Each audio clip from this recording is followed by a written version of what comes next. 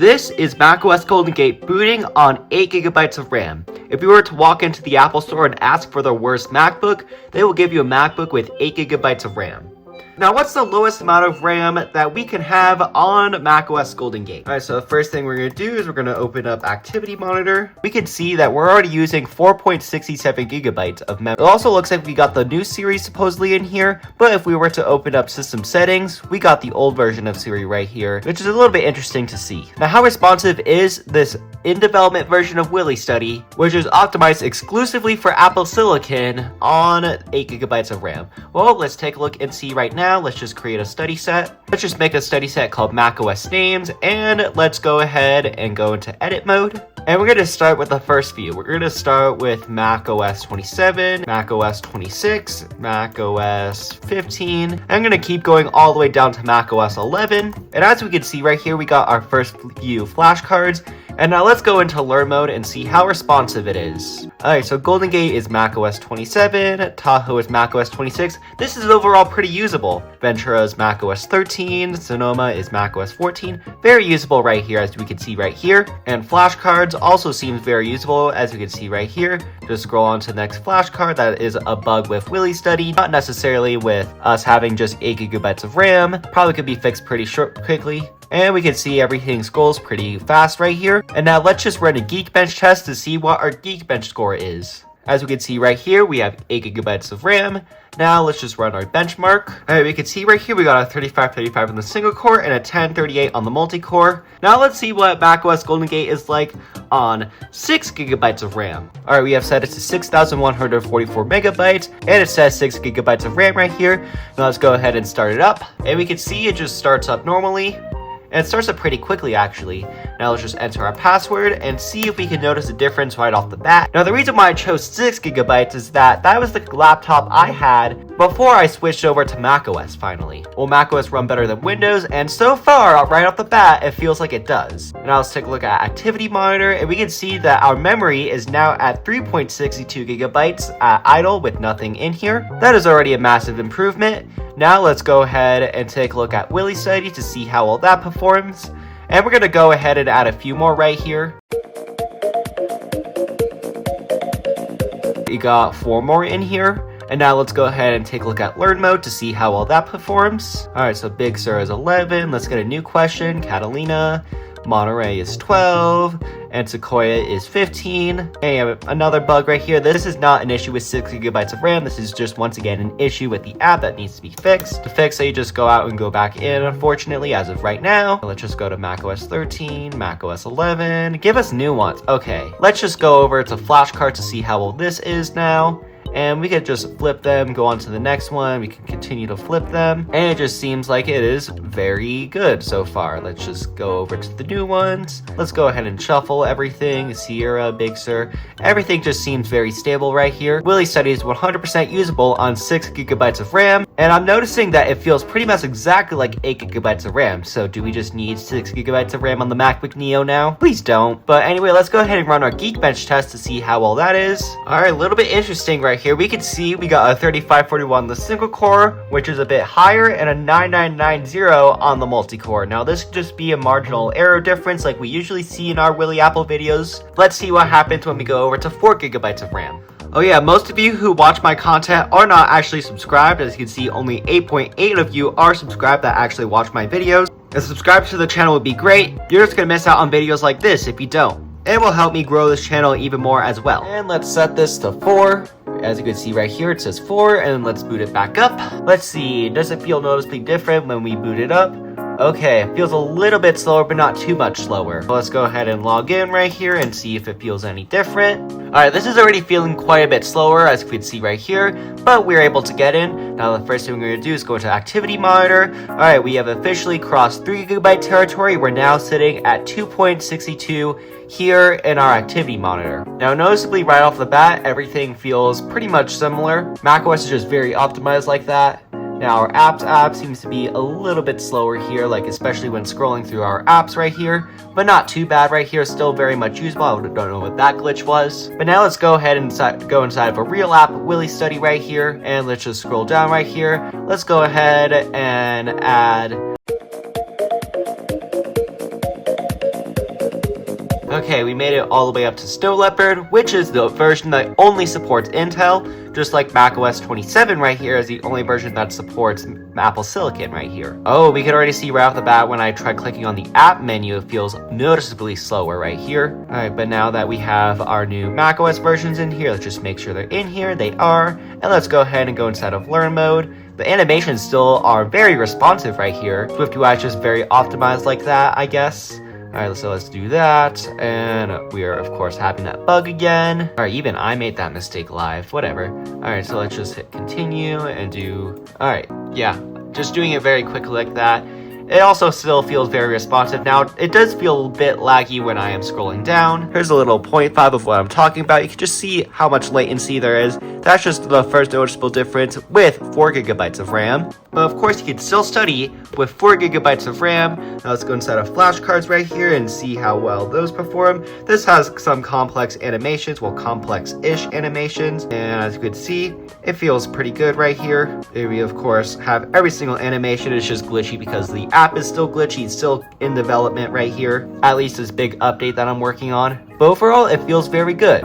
Now let's run our Geekbench test, and I have a feeling this is where things are going to get very interesting. Now let's just click our Run CPU benchmark, and I'll be right back to let you know how well that is. I'm going to continue playing Rhythm Heaven. Alright, now we got our Geekbench score. We got a 3433 on the single core and an 8256 on the multi-core. You could also see that there's a noticeable lag when highlighting right there, which is significantly lower in both of them. So our highest with our single core was 3535, and our highest with our multi-core was 1038. And now if we were to close it, you could see there's a noticeable delay. You can also notice that there's not really any animations when closing your apps, which is a little bit interesting to see.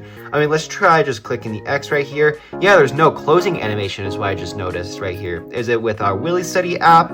We can see we do have the animation when going in, but okay, we have it with WilliStudy, but not any other app, which is interesting right here. Let's try it with Safari, and no, we don't have any animations here with Safari. Anyway, let's go down even further. Up next, we're going to have 3 gigabytes. Actually, what's the lowest it can go? 32. I don't think we're going to be able to run macOS on 32. Let's just run it on 3 and see how it goes. Let's just boot it up and see what it's like. Alright, let's log in right here and see if it's slow.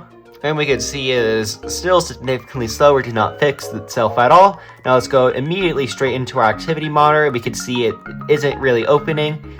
Now it opened. As you can see a tiny bit, to 2 gigabytes. Alright, now it goes up and down over 2 gigabytes. But we have hit the 2 gigabyte mark, and you can already see significant issues happening with the wallpaper right here. Now let's just close all the way out of our activity monitor, and also our widgets haven't loaded quite yet. Do widgets even work on 3 gigabytes of RAM? Okay, yes they do. I mean, they kind of did with like older iPhones, but now let's go ahead and go inside of our WilliStudy right here, and let's see if it's responsive. It still is responsive. What about when adding? Now, Tiger and Big Sur are similar in my opinion because Tiger was the first one to run on Intel, and macOS 11 right here was the first one to run on Apple Silicon. Now let's go into our Learn mode, and hopefully if we add more, okay, our toolbar is a little bit interesting right here. Is that part of 3 gigabytes of RAM, or is it a WilliStudy issue, or is it macOS 27? Who knows, but we know for sure macOS Tahoe is 26. High Sierra, that is, I think it's 10.12.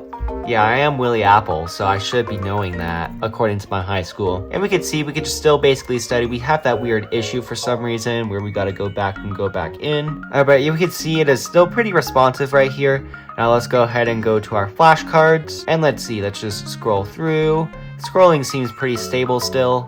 You could also flip the cards. We could also click on it to have the number animate. And we can see it is very responsive. I think Apple does a very good job with optimization. If it could run WilliStudy on 3 gigabytes of RAM, although it does not need that much memory at all. But we can see we're still having issues with the menu bar right here. Okay, I clicked it, and there it is this time. Let's just quit out of WilliStudy, and let's go into Geekbench, and I'm actually not going to play Rhythm Heaven this time, just so I could make this video a little bit faster. And now we're going to run our CPU benchmark and see how well it is. Spoiler alert, it probably is not going to be pretty good. No way, things increased here? Nah, not really, I'm just messing with you. Alright, so we got a 3266 on our single core, and a 7290 on our multi-core. I just typed that down on my notepad right there. But anyway, let's go down even further to 2 gigabytes of RAM. When was the last time you guys had 2 gigabytes of RAM? Did you ever even have 2 gigabytes of RAM? Let me know in the comments down below. Alright, let's go down to 2 gigabytes of RAM. This is gonna be great, isn't it? Will macOS even be able to run on it? Can you run macOS Golden Gate on an iPhone 7? It doesn't seem to be showing up quite yet. But will it show up at all is my question. Or is the cap really 3 gigabytes? Do we have anything at all? Can we even boot it into safe mode? Is that even an option in UTM? Alright, I did some research, and because UTM is using Apple's virtualization framework to emulate macOS right here, it cannot go down below 3 gigabytes. So 3 gigabytes is the bare minimum you can do in macOS 27. So you can only run macOS 27 with 3 gigabytes of RAM, and that is it. So our answer here is 3 gigabytes of RAM is the bare minimum we can go. Alright, 3 gigabytes of RAM boots up just fine. We already saw what macOS is like with 3 gigabytes. Now just for fun, I'm going to make this 3071 megabytes. We're going to remove 1 megabyte to see if that will boot up, or if 3 is just the hard cap. Alright, it does boot up, but can we go even lower before it stops booting up? Let's try 2.5 gigabytes. Alright, it is in fact booting with 2.5 gigabytes. So what I saw was a lie, but we're able to boot macOS Golden Gate with 2.5 gigabytes of RAM. Let's boot up inside the software. It's already painfully slow, as we can see right here. And we're gonna be doing exactly what we've been doing. Oh my gosh, it's way too slow right here. Alright, let's go into Activity Monitor. Are we below 1 gigabyte? And we can see just how unresponsive it is right here. Widgets are not even loading. And we are still under 2 gigabytes, but we're getting close to 1.5 gigabytes of physical memory use. So theoretically, macOS only needs 1.78 gigabytes in order to be used. Maybe even less. Alright, let's just close Activity Monitor all the way. And the wallpaper glitched out again, and widgets are still not in here yet. Will they even come in here at all? Right, but let's open up, alright, widgets have loaded, and let's open up WilliStudy right here. Let's just go down all the way to macOS 10.0.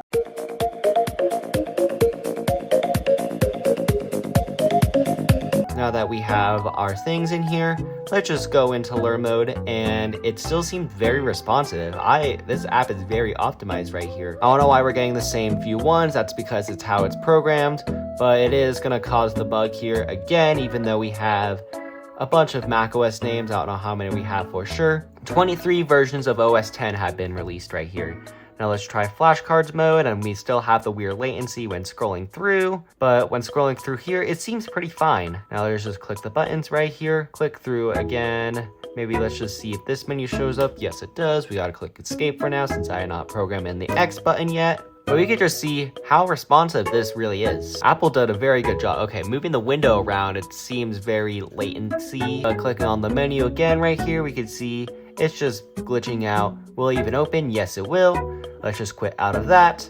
And let's go inside Geekbench to see if we can get an even lower score. Ooh, we can see we have a significant drop by just dropping 512 megabytes. So we're at 2795 on the single core, which is a big drop. You don't want that to ever happen. And then 5844 on the multi-core. That is a massive drop just for 512 megabytes. But, ooh, we can definitely see there's lots of lag. It takes a lot of lag to close it. Do we have the animation when closing WilliStudy? Let's go ahead and see. We can see it bounced twice instead of once. And let's see right here. No, we don't have our animation. We still have the opening animation, but when we try closing it, okay, we have it when closing it, but not when quitting. But now we're gonna do something crazy. We're gonna see how low we can go. And it's taking a while for it to shut down. Okay, there it is.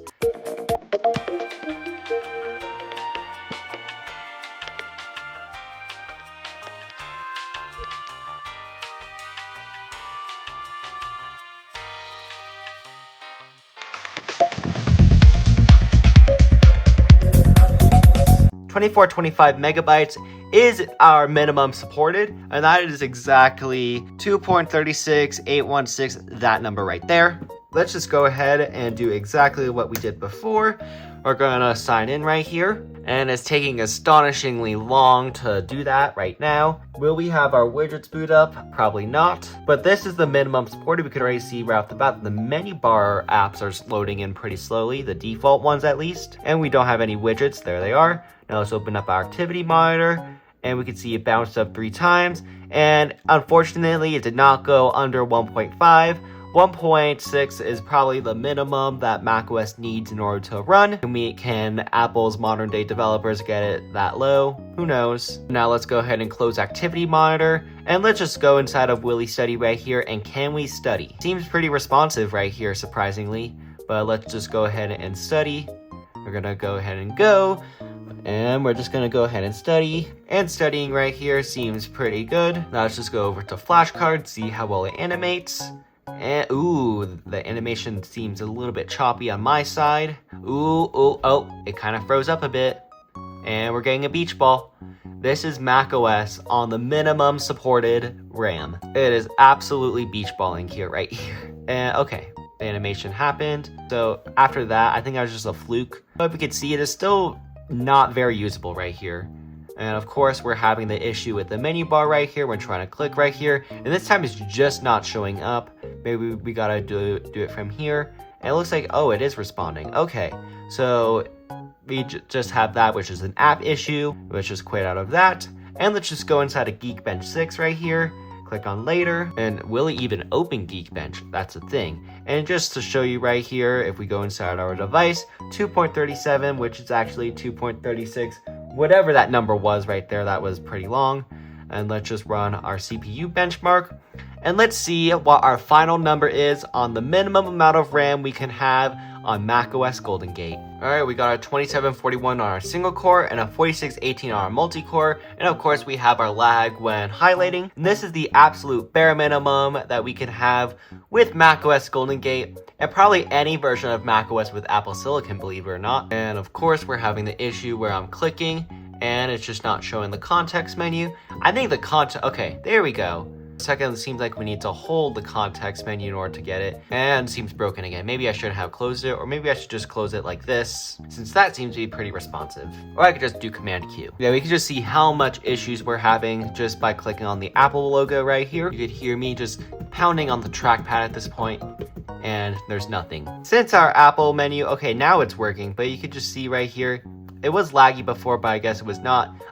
But since we have terminal open anyway, why don't we do sudo shutdown h now, type in our password right here, and our Mac will shut off like that. I was gonna do that since the Apple menu was not working, but I'll just do it anyway. Oh, and it just shut our actual Mac off. Was not expecting that at all, but we'll just turn it back on, and macOS is gonna feel so stable, I bet. Oh, maybe I did run it inside of actual macOS. I don't know about that now. All right, but I did some research and I found out why 2425 is the bare minimum we can do. 2424 won't boot at all. Actually is booting up, it's just that we can't see anything. All right, so it's not gonna show anything at all right here with 2424, but it actually is running right here. And the reason why it's doing this is because macOS is saying, hey, we don't have enough RAM in this device to show video, so it just cuts the video out. And if we were to cut more and more out, then the system will just not be functional anymore. But the system is technically still functional. Now I can't really prove it or anything like that, but I don't even think the keyboard is responsive right here, but it is technically still running. It is waiting for my password. Who knows at this point, but we can't really try anything at all. I tried opening terminal and I guess maybe we're just stuck on the login screen because it cut off the keyboard as well. But this is something called the VRAM tax. And since Apple Silicon shares memory between the GPU and the actual RAM, that is just the same one. It is called unified memory. 2425 is the absolute bare minimum. It can run on Apple Silicon, at least with macOS 27. You can see right here that nothing is going to work right here. We just got to shut it off completely, and 2424 is just the bare minimum we can do. I hope you enjoyed this video. Thanks for watching. Come back and subscribe. All my apps in the description down below, and I am showing other experimental videos I have made on this channel. Go ahead and give those a watch as well. They are awesome, and I'll see you in my next video. Bye!